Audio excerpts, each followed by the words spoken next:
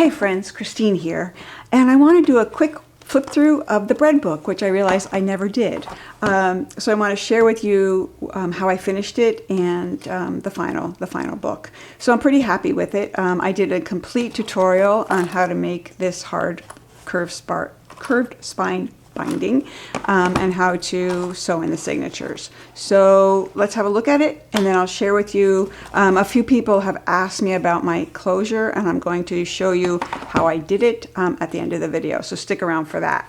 But the book itself I'm in love with. I'm really happy with it. It's functional, and that was the point of it for me. This is my actual bread journal, and for those of you who watched the tutorial on making this book, you know that I'm using bread baking as a way to, let's say, enhance my patience because I tend to be a little bit impatient, and making bread and really getting into the process of making bread and enjoying bread, it just helps you to slow down a little. I mean, when you have to knead it for 15 minutes or wait 90 minutes for it to proof, it teaches you something about slowing down. So again, the book itself, I will link to the tutorials on creating it, and this is what I wound up doing. So here I've got a little pocket, just simple, glued right in pocket that allows me to just quickly stick little goodies there. And then again, the first part of this is left blank right now. I'm going to write my intention in the book. I just haven't done it yet. I haven't had the time, or actually the willingness of my hands to write that, but I'm going to explain what I just said to you, but hopefully more eloquently. So what do we have? So we have a pocket, and that's a note from a friend, and then I begin with the actual journal of loaves of bread I've made and what happened with them and what my take on them was. And then there are also pages where I can write a longer entry for things that are meaningful to me or that were meaningful to the loaf. So yeah, so there's that.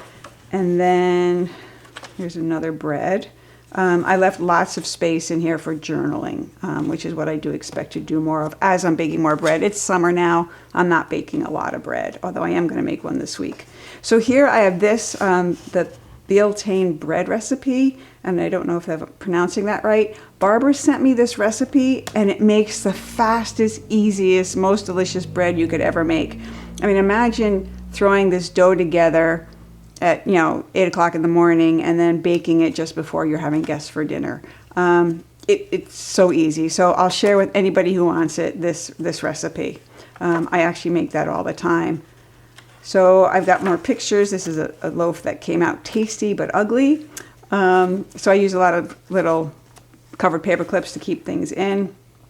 This bread, English muffin toasting bread. Oh my gosh. Again, super easy. You proof it in the pan, you bake it, and you'll have English muffin tasting bread in no time. So that's a King Arthur flour recipe. You can find that online. So then, what do we have? Oh, more pictures and so easy and yummy. That's that Beltane bread. See, I've made it a couple of times. So what's this? So we have a pocket here with something, a little fold out tag with a photo in it. And on the other side, a sewn in envelope that closes with more photos. See, I don't have Facebook, so when I take a photo, I actually have to share it with people in real life. But I still like to photograph my food. It's a thing. So there's photos in there. And what else? Some more journal space, Measures and weights in ordinary use among housekeepers. I think I'm going to include this in my next kit because that's a fun little card. All right. So let's see, what else? More pictures in the pockets. And again, I'm just beginning this journal, so nothing is really filled in. Here's a mini bread journal I made, and this is a kit that is available, as is a similar ruler tuck spot like this. And that could be handy if you're trying to make a rollout dough to a certain size. So I thought I'd put that in there. And then just more pockets and another sewn in pocket. And all the insides of these are meant to feel like old bread flower bags, you know, the old art they had on there. And this was an image I used that I changed. I don't know if you could see it. It does say Shea Glade. And I just did that for fun. So that's just another place to store things like recipes. And I think that's pretty much it. I think, yeah, there's another little happy envelope. More recipes in here that I expect to make someday.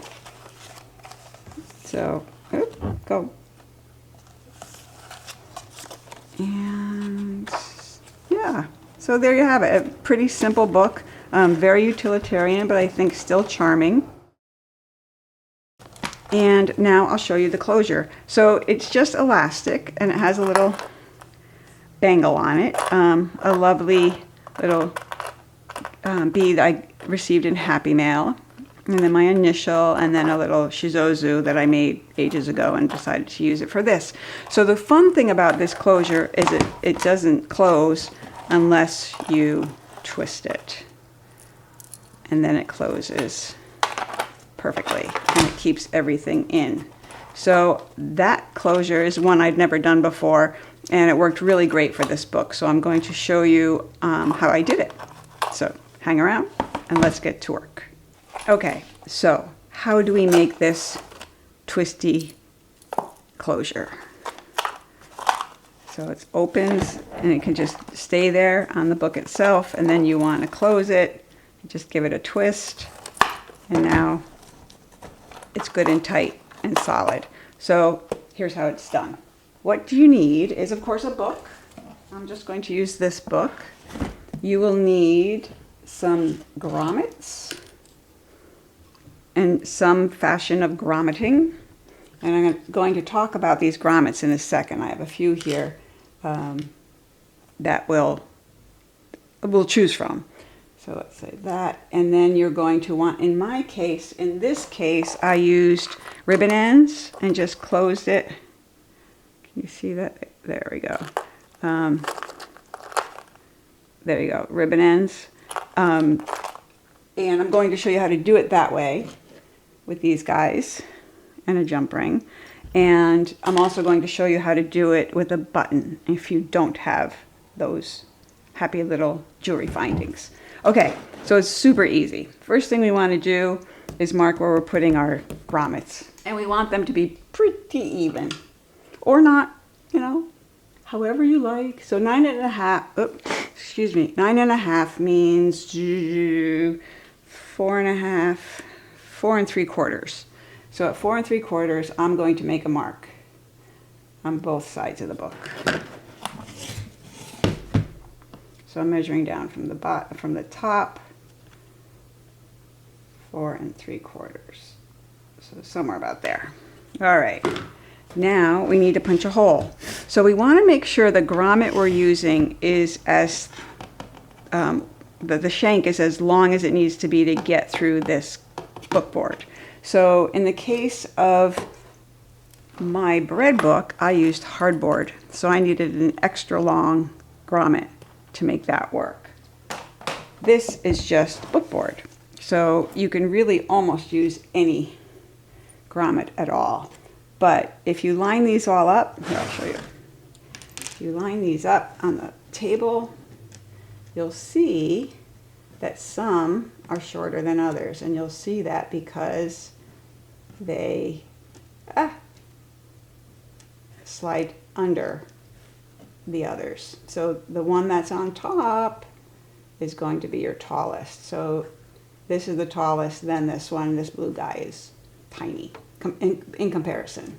So I'm going to, even for this book, I'm going to use this longer one because I've taken out 2 of them and I need 2 of them.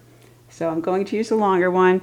I could have used either of these, the red or the gold. This blue one probably would be a little short for this project.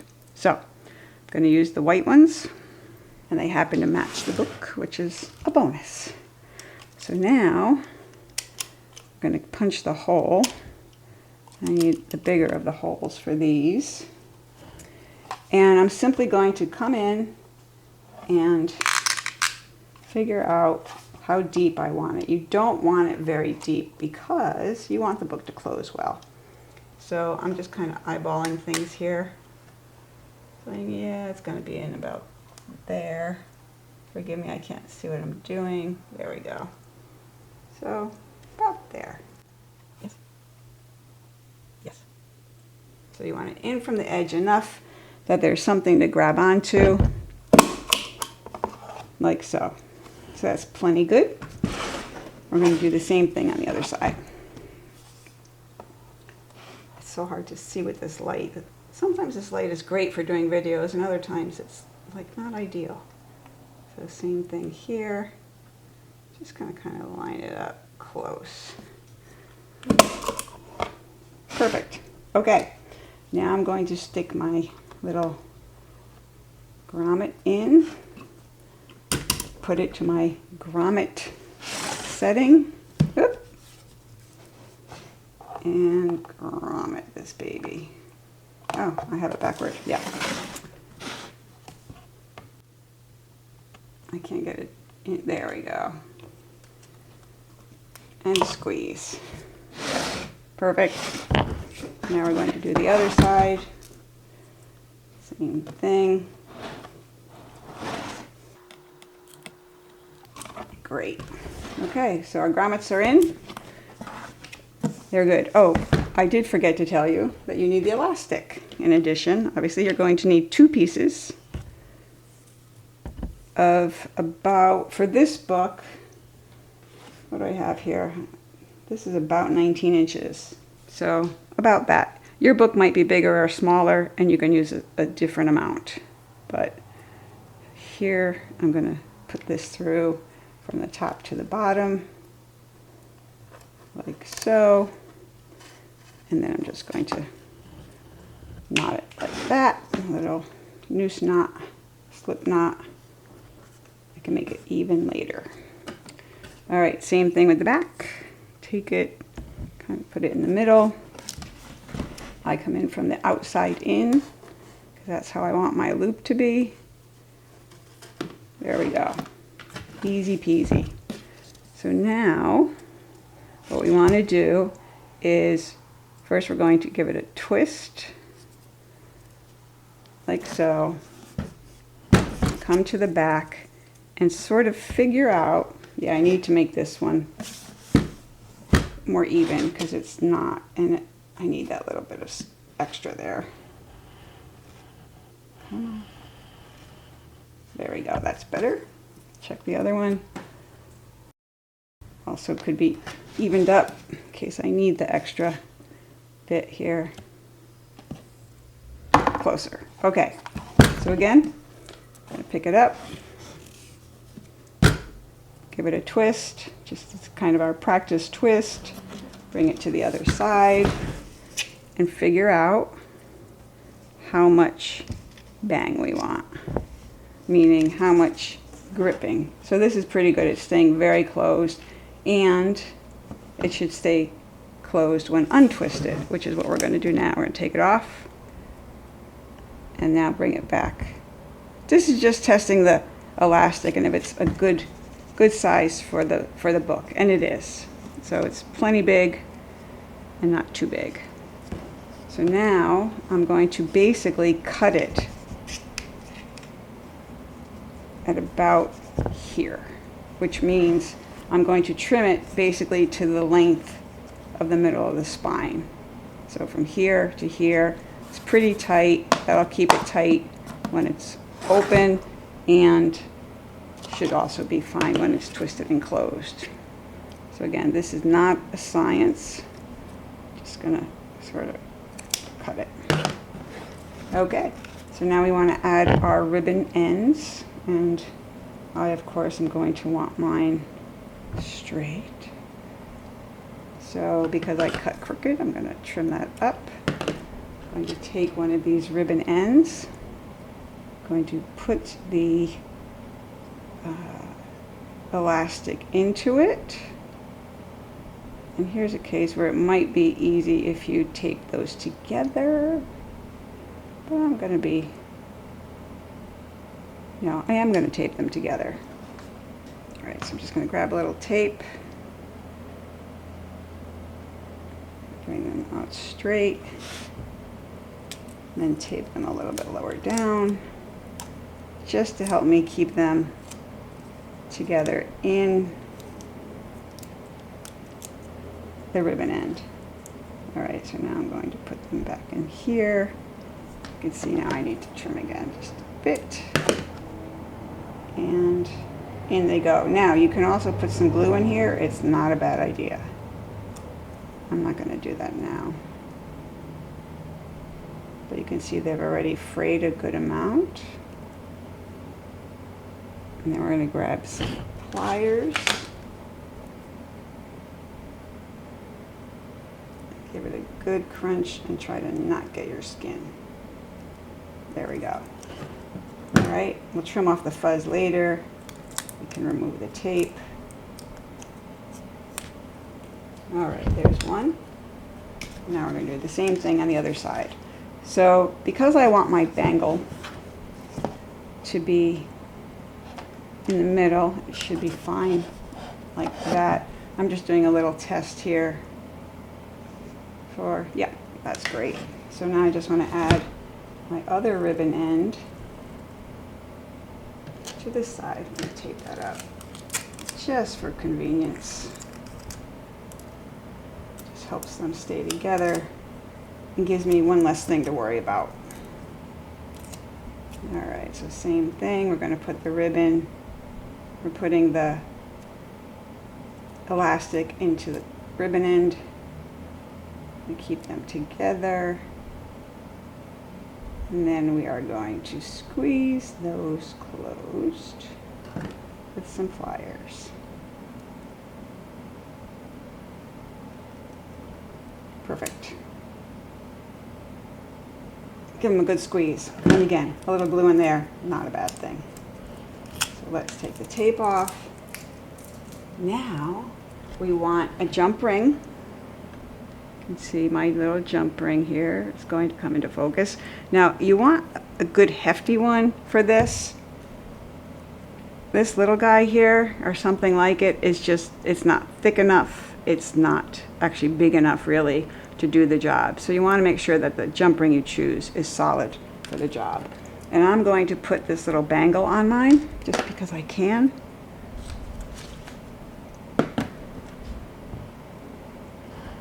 Open the jump ring, and you know, or maybe you don't, that when you open a jump ring, you don't pull it apart. You twist it.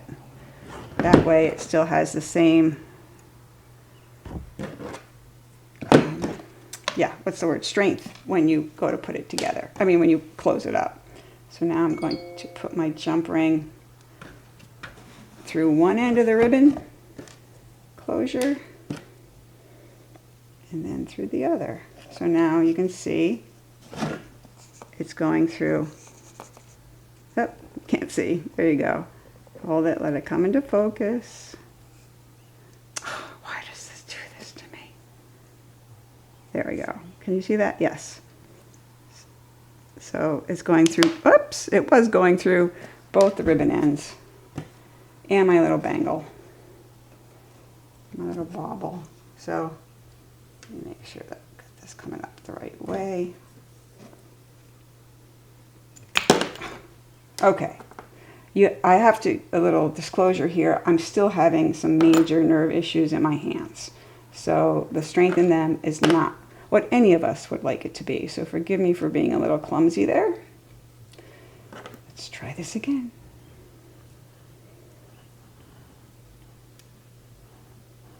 Come on. Okay. Now, pull this back up. Yeah, I thought the hands were better, and sometimes they are, but it's not fixed. So now we're going to close up our jump ring. That's it. Okay, so now we've got the little bangle, and I can add more beads to it, you know, on the bottom of this, or I could add more to the jump ring itself. And now we just give it a twist, and our book stays closed. Give it an untwist, put it back on the back, and we have no problems. Okay, that's that. It's that simple. So now I'm going to actually cut this apart and show you how to do it if you don't have ribbon ends. Because I have to cut it apart. Because I couldn't get this off otherwise. All right, so I don't think I can do it. Well, maybe I can. Yeah, let's try it with just the elastic that's already here. No, let's make it a little longer because let's make it easier on those hands to grip. So I'm going to take this ribbon, this elastic out. And I have 2 more pieces, same length, more or less. And I'm going to put them back in. And do the loop on each side.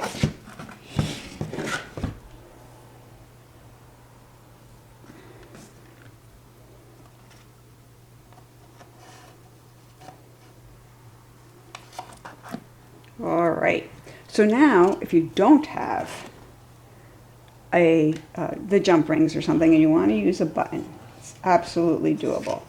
I'm going to put it up like this. Hopefully you'll be able to see that well.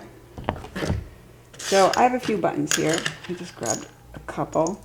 And the thing you'll notice is they all have 4 holes because that's going to make your life so much easier. So I think I'll use this one. It's kind of organic. This one is way cool and I expect to use this for this purpose in the future. But I'm going to save that. But the idea is that it's got 4 openings. So if you see things like this in the future, you might want to grab some because they're really good for this kind of specialty binding or closure, as well as pretty buttons with 4 holes. All right, so this button isn't especially pretty, but it is organic and it has 4 holes. So now I'm putting this one into 2 of the holes on the same side because I'm anal that way. I'm going to just slide it through. Okay, and now I'm going to do the other side. I'm going to do it this way just because it's going to be easier for me to get it through the hole, and then I'll measure it to the back of the book. So now I'm going to come up this way and stick it through the hole, and sometimes they get a little too frayed. So what I do, you could just trim them, but I don't know how much of this I'm going to want. So I just burn the end, and you can see that I took it right back down to not frayed. So let's stick this in this hole. It wants to go. Why are you giving me grief? All right, we're going to help it with the Sharpie thing. I don't know why this one doesn't want to go through. The hole may be a little smaller. It might be rough in there. I don't know. You saw how easy the first 2 went through. Come on. Yeah, it definitely does not want to go. I feel like this happens all the time. If I weren't making this on camera, this hole would not be giving me any grief. Nor would my hands. Okay, and then we take the last one, and hopefully it'll be more cooperative.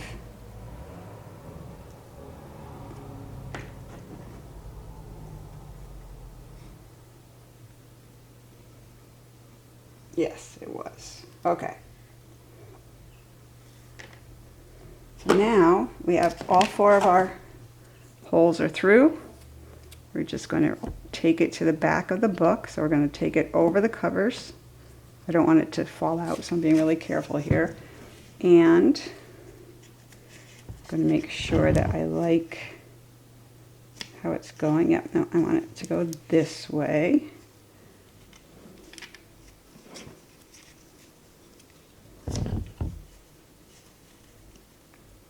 Okay, there we go.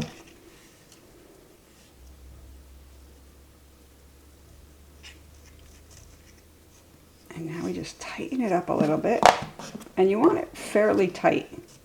There you go, just pull on it some So it's still tight when it's that way. And now we're just going to put this into a big knot. And we're going to hope that all the fingers and the hands cooperate with this maneuver. Because, you know, it's really kind of a pain when it doesn't. I may speed this up if it takes too long, because all I'm doing is doing a simple knot here. And as you can see, knots are not simple all the time anymore.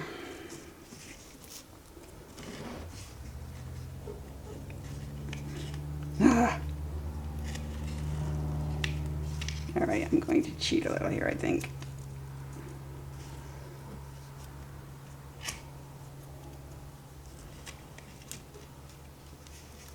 There we go. All right, so now we want to, oh, I missed one. See? Okay, I'm going to let this go. You guys know what I'm doing. And it's still in there. So now you can trim this. You can add bangles to the elastic if you want. It still works. Just like the other one, you just give it a twist, and now your book is closed. So, apologies for the funky knot, but you get the main idea. So, that's how easy it is. It's easier for you to do it than apparently for me to do it, but it's a very elegant, simple way to close your book and keep it closed and keep it open. So, go create, be awesome.